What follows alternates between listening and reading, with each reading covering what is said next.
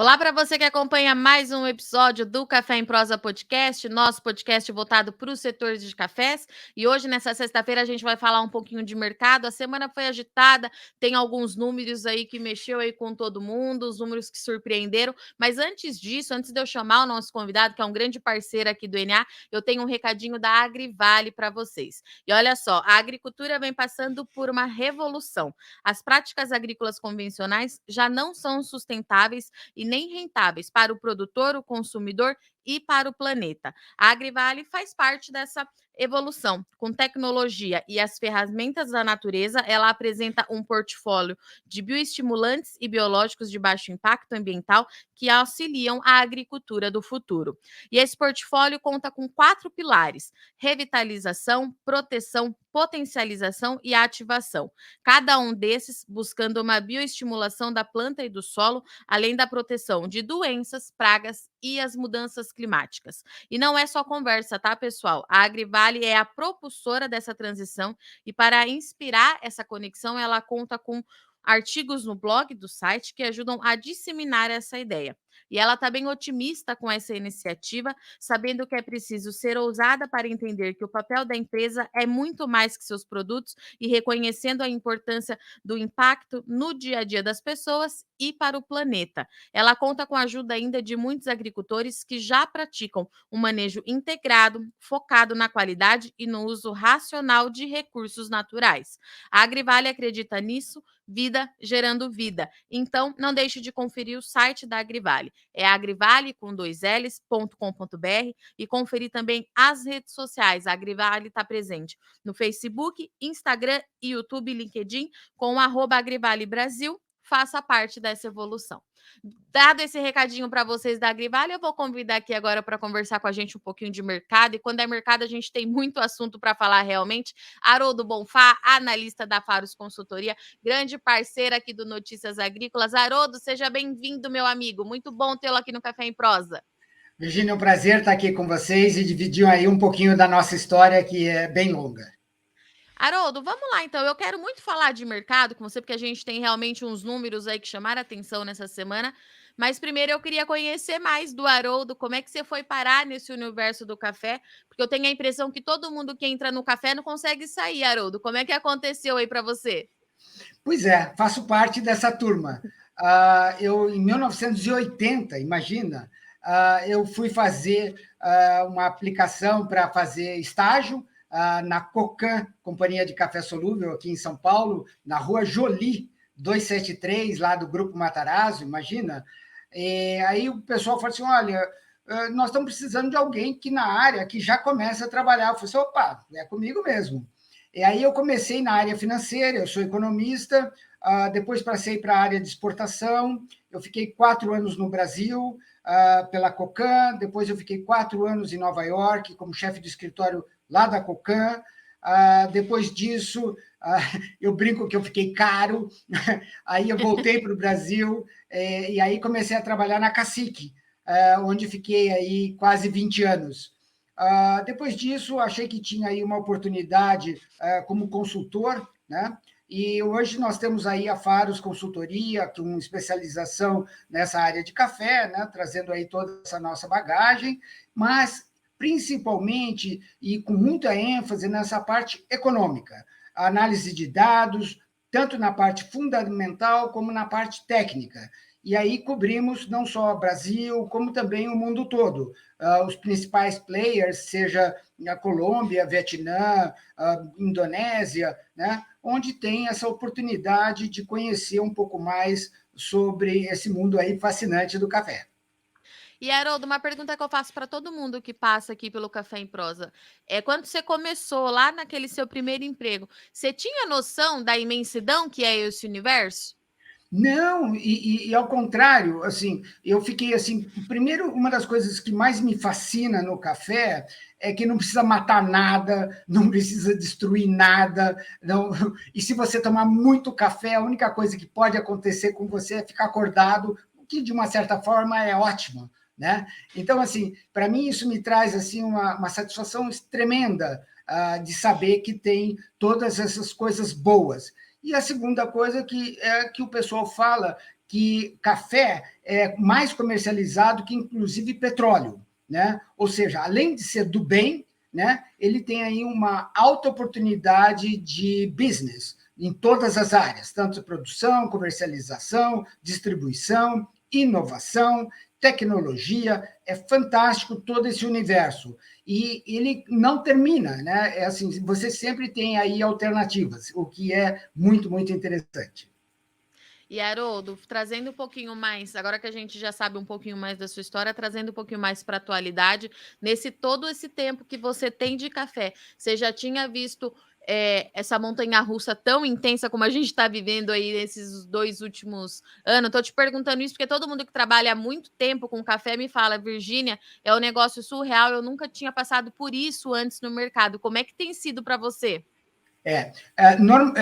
Realmente experiência dia a dia, né? Sempre novidade, e essa volatilidade que nós temos tidos aí semanalmente, né?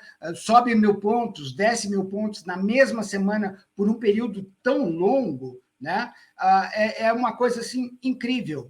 A segunda coisa que também é muito, vamos falar a palavra exótica, né? É o mercado invertido. Né? O que é o mercado invertido? Ou seja, o mercado futuro está mais baixo do que o mercado presente. Porém, nós estamos com esse mercado invertido já faz anos, né? E ele continua assim. Ou seja, se hoje nós estamos falando um mercado por volta de 2,10 na posição de Nova York, a posição de 2025 está 1,85, por exemplo.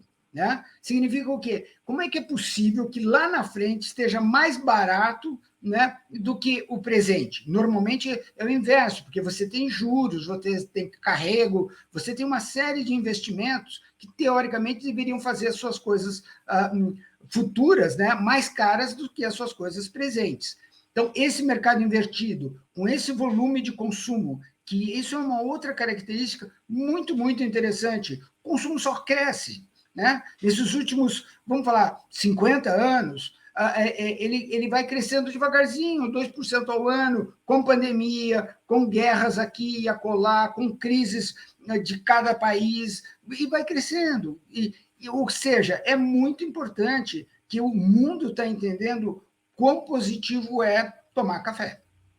E, Haroldo, esse mercado invertido, a gente já aprendeu a operar com ele desse jeito? Deu muito trabalho para a gente se É, adaptar? E outra pergunta, assim, a gente já entendeu o que aconteceu? Vai ser assim agora, será? É super interessante isso, né? Ele era comum no Conilon, então quem operava café Conilon já sabia como trabalhar com isso. No Arábica, quando começou, o pessoal falou assim: isso é passageiro, vai voltar, daqui a pouco volta. Né? Não, não aconteceu isso. Né? E a segunda colocação, assim, por que aconteceu, né? E como que isso vai ser? Nós vamos viver no dia a dia e aprender a conviver com isso. De uma certa maneira, isso está falando o quê? Não plante café, né, no futuro, porque você vai ter menor remuneração. Mas não é isso que a gente está vendo. No dia a dia, quem plantou café, quem colheu café no ano 20, depois no 21, no 22, você está vendo aí uma remuneração, tanto em dólar como em real, muito substancial. Né? Você vai falar, subiram os custos, tal. Mas, enfim, esses números deveriam desanimar o produtor a falar assim: olha, não vou produzir, aumentar a minha produção, né? Porque lá na frente eu vou ter uma remuneração menor, que é o que as bolsas estão mostrando. Mas não é isso. Nós estamos vendo que quem está produzindo mais tecnologia, menor custo por hectare ou por saca, né? Ele tem muito mais chance de ser bem remunerado e ter sucesso aí no seu empreendimento.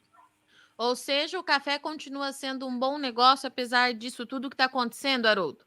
E o mais interessante, Virgínia, é esse conceito de ser anual, ou seja, é uma colheita.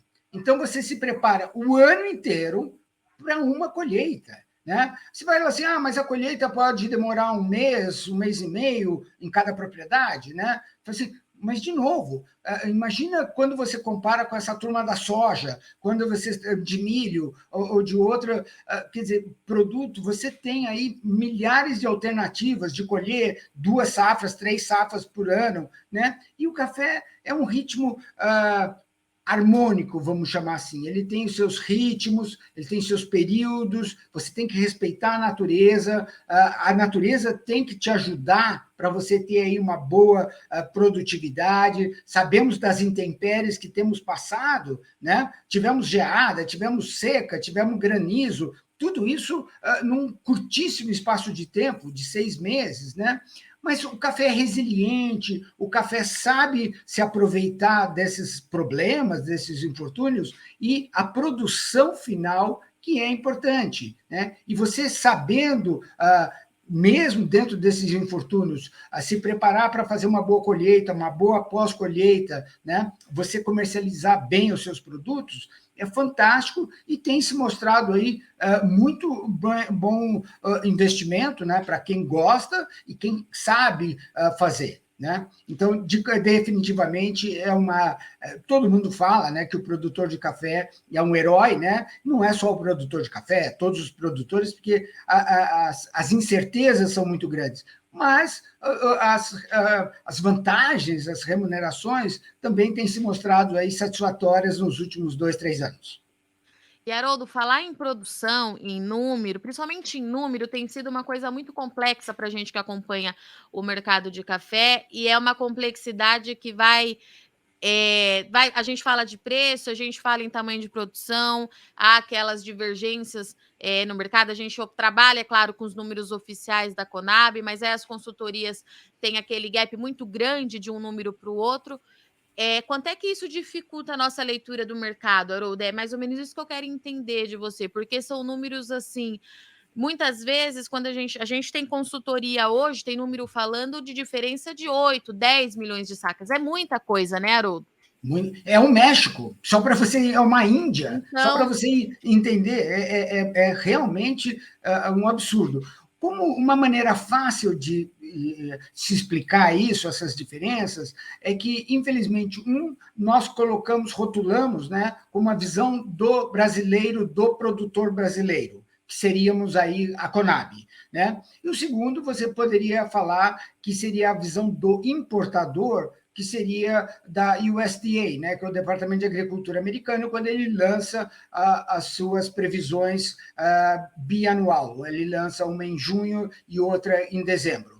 Né? E que são números, como você acabou de mencionar, díspares em relação ao que nós temos os dados oficiais do governo. O problema do governo, e qualquer governo, né, isso independente, é que sim. não soma. Se você pegar o consumo mais a exportação, né, se você somar só isso, o consumo com a exportação, teoricamente a produção fica negativa. Né? Então, não dá certo essa conta. Você vai falar assim, estoque de passagem, enfim, é bem complexo a situação. O mercado já aprendeu a conviver com essas diferenças e eu acho assim, ele nem dá muita bola mais para isso. O que ele precisa mesmo é ter preço, ser competitivo, né? Ter essa parte de logística que hoje passou também a ser um fator importante, em termos de você cumprir os seus compromissos pré-assumidos, né? Tivemos aí seríssimo durante o Covid e até um pouco pós-Covid, de falta de container, preços de fretes absurdamente altos, né? Problemas aqui internos, tanto de frete, o custo do diesel, enfim, e tudo isso afetando uma coisa que teoricamente não tem nada a ver com café e, obviamente, tem tudo a ver com café. E, Haroldo, falando um pouquinho agora dos números de exportação, eu tenho percebido que o mercado está sendo muito mais pautado por esses embarques. Os números, principalmente do Secafé, têm sido colocados muito em destaque, porque a gente confia muito nos números do Secafé, é um trabalho Claro, que eles fazem muito transparente, a gente conhece muito de perto isso. o trabalho deles, e de fato o mercado vem reagindo mês a mês aos números do Secafé, e nesse mês surpreendeu, né, Haroldo? que avaliação que você faz de tudo isso? A gente está falando aí de 3,4 milhões de sacas no mês que a gente sabia que ia ter entrada da nova safra, mas eu, pelo menos, não esperava que fosse ser tanto. E por aí, o que você avaliava? Então, nós estamos primeiro com essa colocação de que número que seria, né? Se você pegar os números da CSEX, estava dando 2 milhões e 800, quer dizer, como é que você pode sair de um número de 2 milhões e 800 para setembro para 3 milhões e 400 no mesmo mês de setembro, no mesmo país, do mesmo produto, né? Então, e você disse bem, quer dizer, a Secafé é extremamente séria, é extremamente organizado, com certificados de origem, essa contabilização deles, e é extremamente importante para você ter acesso e ter esse conceito de como o mercado, tanto a oferta como a demanda, está reagindo. Esse número bem grande, né, de 3,4, que não sabemos ainda se vão ser replicados no futuro, né, na nossa visão, primeiro, ele tem dois componentes.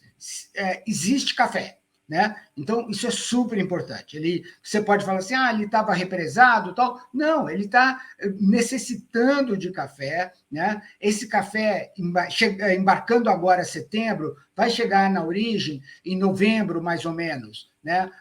E com isso é o inverno, já está, tanto na Europa como nos Estados Unidos. Então, isso é super importante para esse abastecimento do café e ter esse contínuo fluxo de produto. A segunda coisa que nós vemos é o seguinte, quer dizer, acabei de mencionar sobre a palavra frete e container, né? Sim. Significa o quê? Bom, acharam frete e acharam o container, né, para fazer os embarques, né?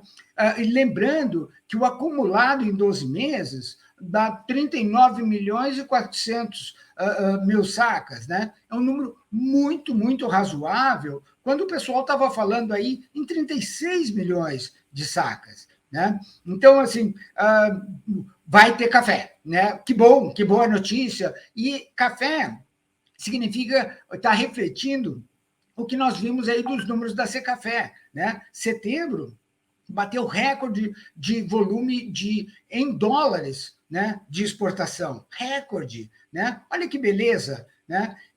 Por que é uma beleza? Remunera o produtor, remunera o trader que está no meio do caminho, significa que o mercado está aceitando bem esses números, né? E está cumprindo o embarque, que é uma coisa que também o pessoal ficou muito aflito com o Brasil, se o Brasil ia ou não cumprir os embarques.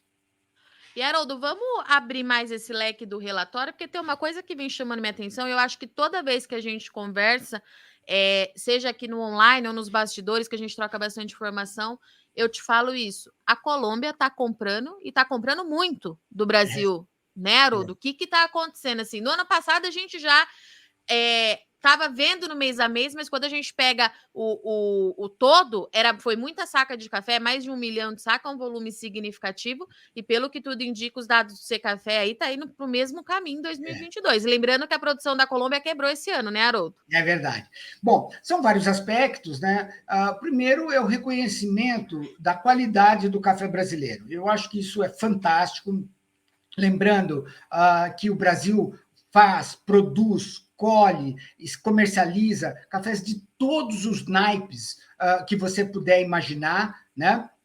Mesmo aquele café da Indonésia, daquele pássaro, etc., nós também temos o nosso pássaro e também temos esse tipo de café. Ou seja, a nossa capacidade de fornecimento em termos de qualidade e variedade está sendo reconhecida, né? Por quem? Né?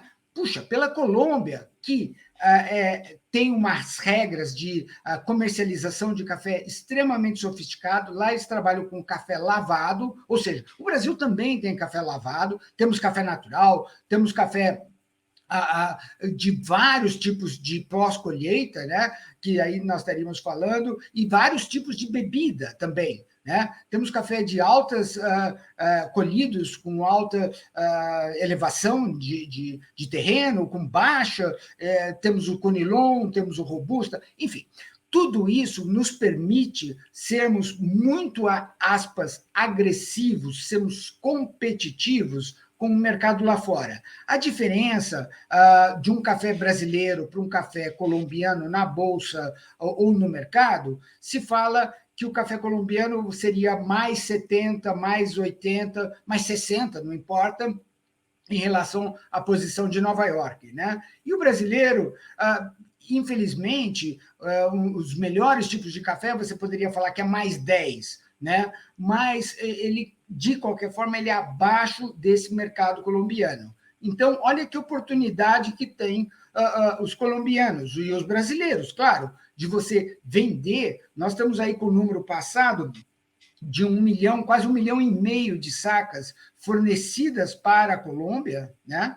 E com isso eles recebem lá processo, né? Isso seja como for, e reexportam ou consomem no mercado interno, mas o mercado interno deles é 1 milhão de sacas, é muito pouquinho, né? Ou seja, tem aí oportunidade de reconhecimento e ganho financeiro, né, para o café brasileiro, o que é uma ótima notícia. E essa diferença de preço do café da Colômbia e do café do Brasil na bolsa, Haroldo, será que algum dia a gente muda isso? É interessante mudar isso? Ou do jeito que tá nos favorecendo de alguma forma? Virginia, eu vou falar uma analogia, não sei se é apropriado ou não, mas eu gosto muito e a gente estuda muito isso em marketing, né? Antigamente, as sandálias havaianas eram consideradas muito baixas, de baixo nível, de baixa qualidade. Quem usava era assim, enfim. Um dia contrataram a Gisele Bündchen para ela usar sandálias havaianas. E eu estou falando isso, esse exemplo de marketing é muito antigo, tem 20 anos, um pouco mais, né? E foi um sucesso. E ela passou a ser, hoje você tem assim, uma pessoa vai viajar, o cara, me traz uma havaiana, né, lá para o exterior. Ou seja, sim, nós temos qualidade, temos volume, e precisamos conquistar esse nosso espaço no item de cafés especiais, sofisticados e com qualidade renomada, né? Eu acho que com isso ele traz para o Brasil, para o produtor, um reconhecimento de todo o esforço. Mas o Brasil tem uma discussão muito, muito grande, de muitos anos. Virginia, você estava falando de tempo de café, né? Eu sou do tempo que na saca era café do Brasil. E eu participei pessoalmente quando colocaram o S, né, no cafés, né, dando a entender exatamente isso, que o Brasil é composto de muitos tipos de café. E temos que mais e mais, e acho que estamos indo neste caminho, de fortalecer os nossos cafés hiper sofisticados, que ganham prêmios lá fora, que é extremamente reconhecido, né? E com volume e com seriedade. Então, sim, tem chance. Não acertamos ainda o passo certinho, mas sim, tem chance.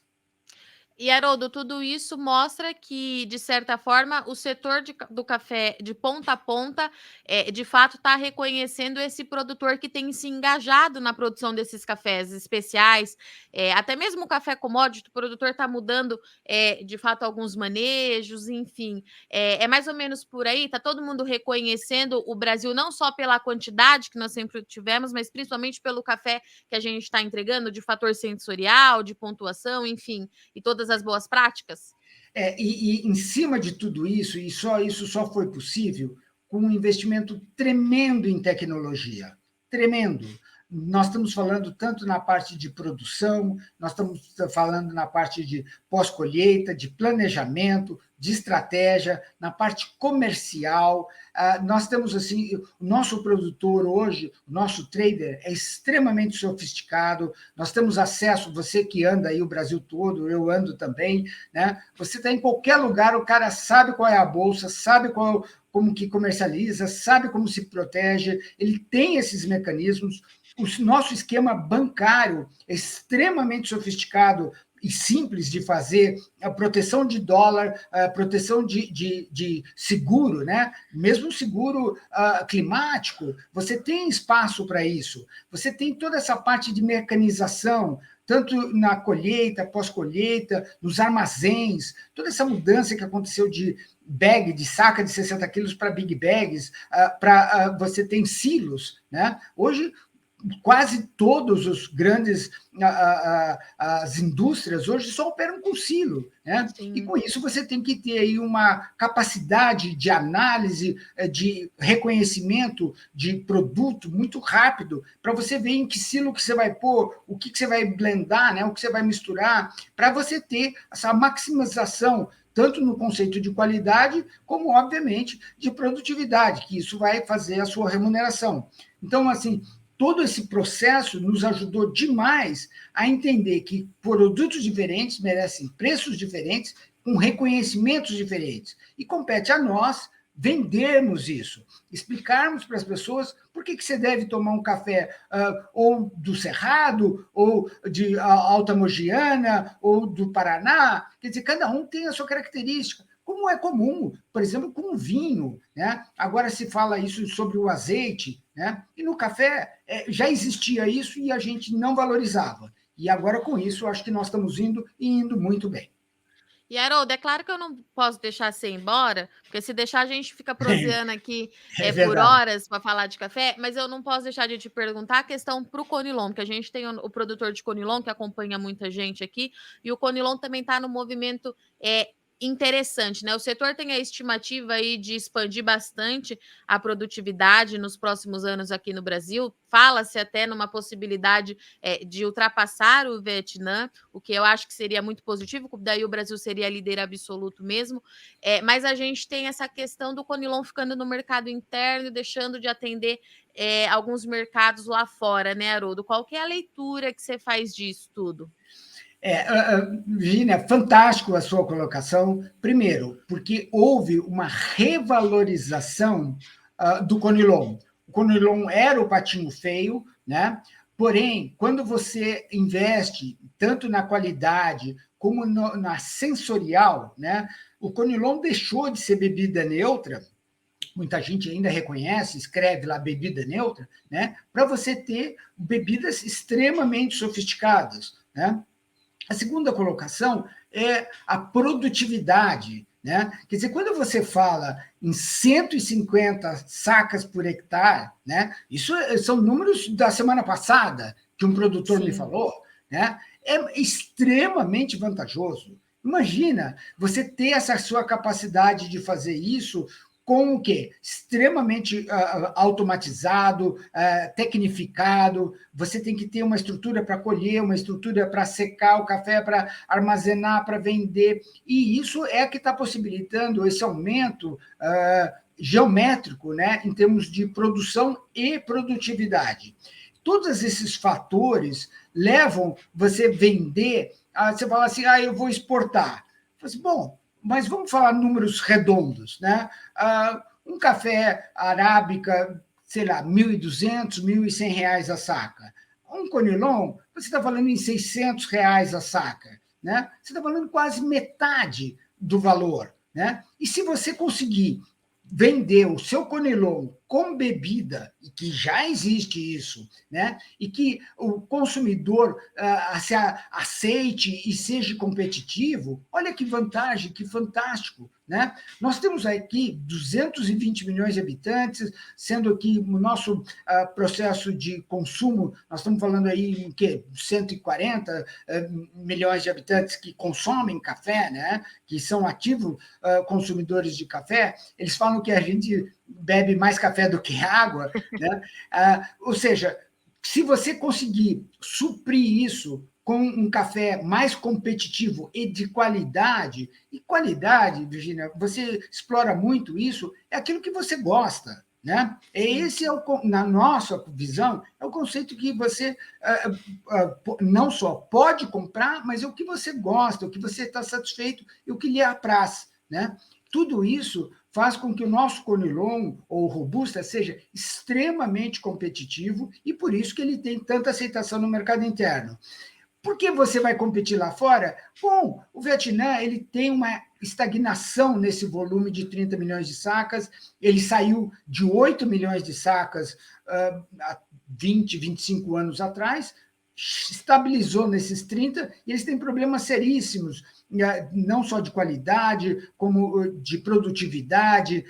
Você tem o problema de armazenamento no Vietnã. né? E no Brasil, ao contrário, você só vê mais investimento, mais produtividade, e tudo isso vai nos levar, sim, com certeza, a alcançarmos aí um bom volume, porém com responsabilidade, com qualidade e com essa preocupação muito grande de remunerar o produtor, né? Não adianta você produzir muito e perder aí todo um esforço de você ter menos rentabilidade, né? Então, acho que a qualidade associado aí a uma comercialização bem feita, com especificações muito claras das suas vantagens, do seu produto, né? Tudo isso faz com que você tenha aí uma boa remuneração e, consequentemente, aí um aumento de volume e produtividade. Era isso que eu ia acrescentar na sua fala, Haroldo, porque a gente está falando de qualidade e de qualidade mesmo, de um café Sim. gostoso de se tomar.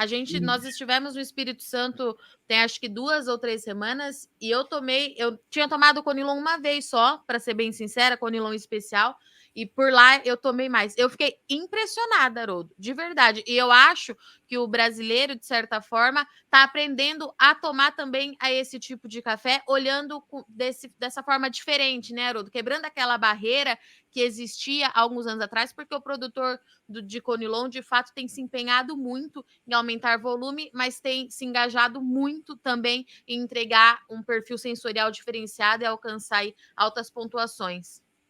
Então, de novo, Virginia, tem espaço para todo mundo. É super importante que nós, consumidores de café, estejamos com a nossa mente aberta, que seria assim, uma outra analogia, seria assim, olha, eu como carne de boi, mas como também de frango, como peixe, como carne de porco, mas assim, você já experimentou carne de paca? Você já experimentou carne de javali? Você já experimentou, enfim, outras alternativas? Você já experimentou carne que não é carne? Né? Ou seja, nós temos que estar aberto para essas experiências.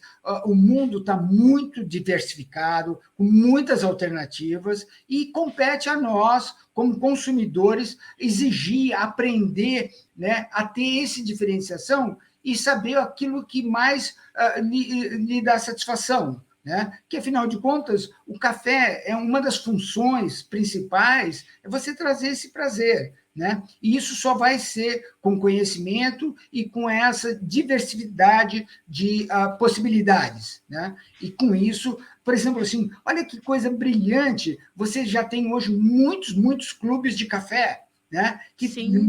levam na sua casa produtos diferentes, é isso que eles querem. Como a gente tinha isso, o Clube do Livro, né? Imagina. Então, você tem essa possibilidade que é fantástico e que permite você ter experiências sensoriais muito interessantes. Haroldo Bonfá, muito obrigada, viu, pela sua participação. A gente ficaria proseando aqui a tarde inteira. Cada vez que a gente vai se falar, a gente vai linkando um assunto no outro, conectando, porque afinal de contas o café também é isso, né, Haroldo? Boas conexões. E eu agradeço muito sua disponibilidade. Você sabe que a casa é sua. Você está me devendo uma visita aqui no É estúdio do verdade. Notícias Agrícolas. Vou sim. Mas obrigada, meu querido. Um abraço, viu? Virginia, olha, eu que agradeço. É sempre, como você diz, um desafio muito grande falar de café, porque ele é infinito e a gente não quer cometer aí com nenhuma maldade de esquecer alguma coisa ou alguém, mas é super importante essa valorização que a gente tem que ter com os nossos produtos. Nós somos uns admiradores muito fortes do exterior, mas nós temos aqui um potencial de clima, de terra, de produtividade brilhante, nós somos muito capazes. E temos que acreditar nisso, né? E, obviamente, com um projeto como o de vocês, com a ajuda aí de todos do mercado, vamos conseguir sim, viu? Muito agradecido novamente, um sucesso aí para todos. É isso aí, pessoal. Café, então, mostrando mais uma vez que é conexão. O Haroldo trouxe para gente que o mercado ele mudou um pouquinho aí, se a gente for comparar com dos últimos anos, mas o mercado continua apresentando boas oportunidades. O produtor brasileiro ele está focado, a demanda ela continua aquecida. A gente tem aí alguns desafios pela frente. A gente tem, mas o café sempre teve, não é mesmo? A gente vai se adaptando aí e unindo as informações para você continuar sendo o cafeicultor mais bem informado do Brasil. A gente traz essas informações aqui no Café em Prosa para o consumidor final também entender o leque de oportunidades que ele tem aqui dentro do Brasil. Na gôndola do supermercado que ele vai toda semana, ele encontra uma infinidade de opções de café para escolher, para degustar. Tem não sei quantos métodos disponíveis aí também que o consumidor final está aprendendo a fazer em casa, está se interessando. Então é de fato assim, um mercado muito interessante. Aqui no Café em Prosa, como sempre, a gente sempre traz um time que é muito apaixonado em falar, beber e comunicar sobre o café.